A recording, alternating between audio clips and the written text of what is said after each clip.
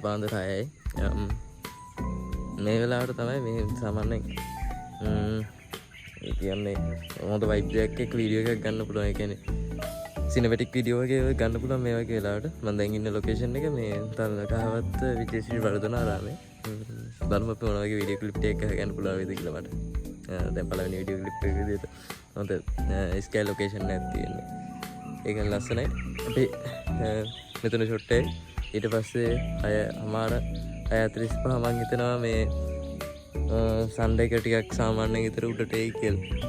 ඒ උඩට ආවට පස්සේ ඒ ලයින් එක ලස්සනට දෙයි කියලා මම හිතනවා. බලමු අපි. දැන් මම මෙතන ක්ලිප් එක අරගෙන. මෙතන ක්ලිප් දෙක තුනක් වදිනවා. වීඩියෝ එක අන්තිමට වීඩියෝ ක්ලිප් එක බලන්න හරි ලස්සනයි. අහස මේ තියෙන විදිය වෙන මාල් වෙනන්න. හරිම ලස්සනයි. මේ බෑග්ග්‍රවුන්ඩ් එක මාල් ලස්සනයි. ඒක නිසා තමයි මට හිතුනේ අද උදේ පාන්දර මේක කරා නම් හොඳයි කියලා. බලමු අපි.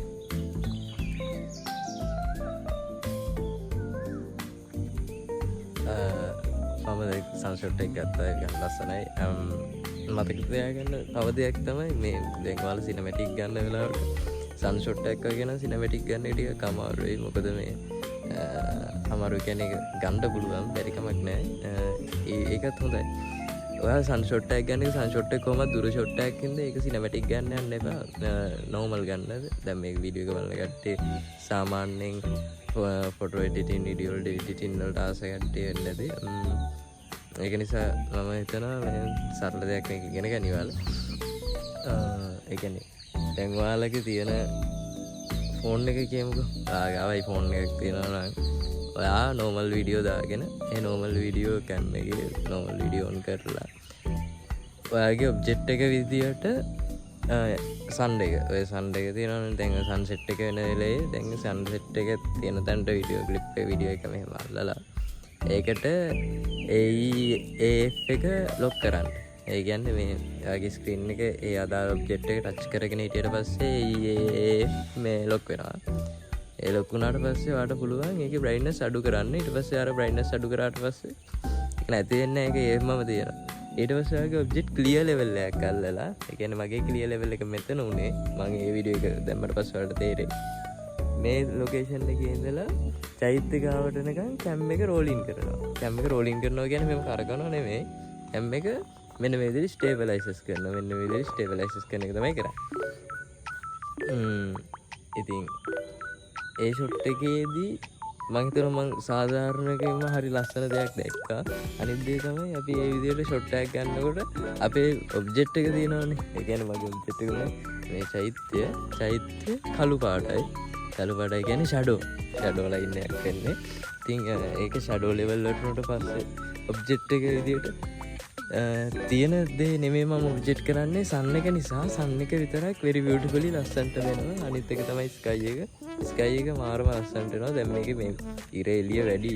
ඒක නිසා මේ ඉර එළිය වැඩි වුණාම කරදරයි. දැන් අපේ ඔන් ලොකේෂන් එක විදියට බලලා තියෙනවා. බුදු පිළිමයක් තියෙනවා. ඒ බුදු පිළිමේ තමයි ටාගට් කරන්නේ. දැන් මතක තියාගන්න. සන් එක මේ පැත්තෙන් ඇවිල්ලා තියෙන්නේ. ඔයාලා දැන් ෂූට් වීඩියෝ ෂූට් එකක් කරනවා. මේක හොඳට මතකද? මම අද මේක කරන්න කලින් මම ඉස්සෙල්ලම බැලුවා YouTube එකේ වීඩියෝ ෂූටින් තියෙනවද කියලා. මේ තිබ්බේ නැහැ. තිබ්බේ නැති හින්දා තමයි මම මේ හිතුවේ සාමාන්‍ය වීඩියෝ ග්‍රැෆි වලට එන්න කලින් කෙනෙක් අනිවාර්යෙන් හොයන පොඩ්ඩක් හරි වීඩියෝ එකක් මොන වගේද වෙන්නේ කියලා. මෙන්න මේ වගේ සරල දේවල් ටිකක් වෙන්නේ.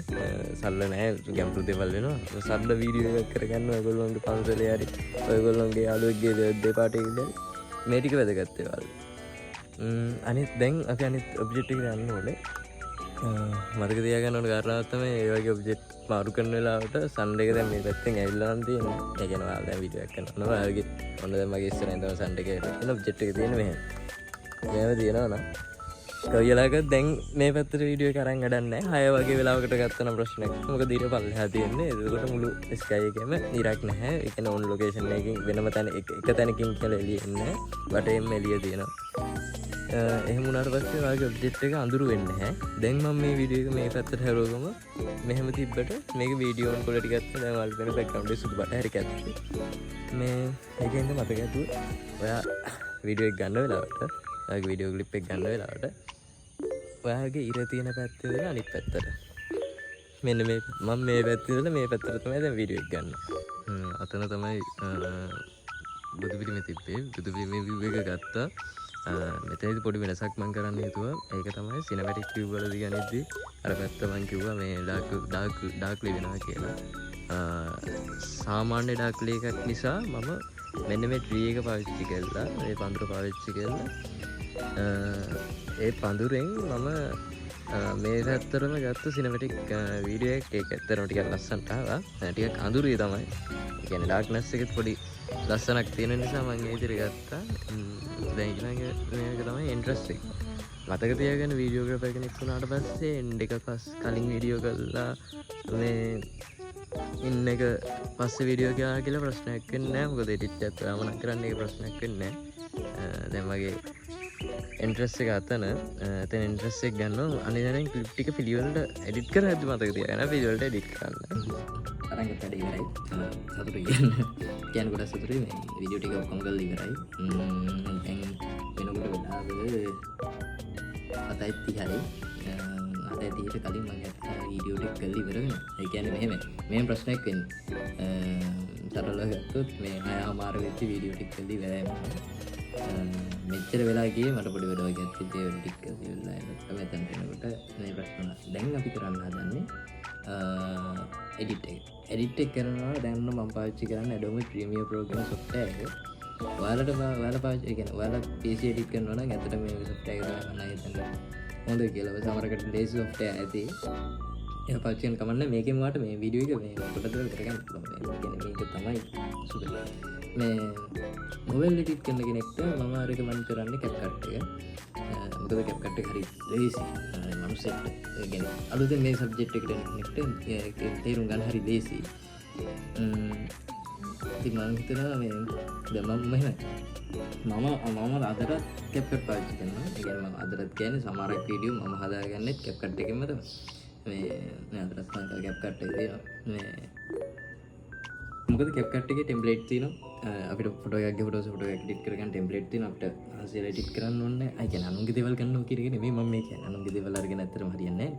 අනුන්ගේ දේවල් කියන්නේ මේ නැතුව TikTok එකේ මේ අප්ලෝඩ් TikTok එකේ තියෙනවා වීඩියෝ ක්ලිප් එඩිටින්ග්ස් තියෙනවා. ඒව අරගන්න එපා. ඒව අරගත්තම ඔයාගේ වීඩියෝ එකේ ඔයාට මේක දැනෙන්නේ නැහැ. ඒ කියන්නේ ඔයා මහන්සියලා එඩිට් කරලා බලන්න. මහන්සියලා ඒ කියන්නේ පැය ගාණක් පැය දෙකක් තුනක් එඩිට් කරලා අන්තිමට එක්ස්පෝර්ට් කරලා වීඩියෝ එක බලනවනේ. ඒ දැනෙන හැඟීම ඔයාමට ඔයාලා කමෙන්ට් එකක් දාන්න මට මේ දැන් ඔන්න views අපි යනවා 57ක් වගේ යනවා. ඒක ඇත්තටම මට ලොකු ගාණක්. මම හිතුවේ මෙච්චර ගාණක් එයි කියලා.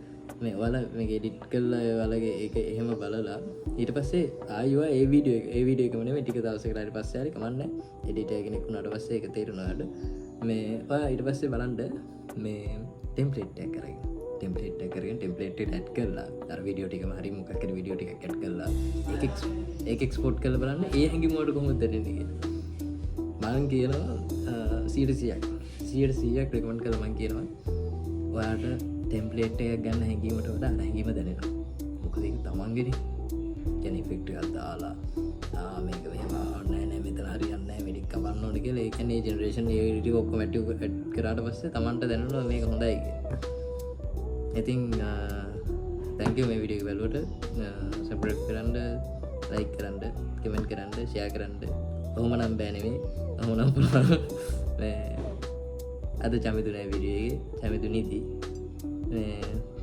එහෙනම් අපි වීඩියෝ එක කරනවා thank you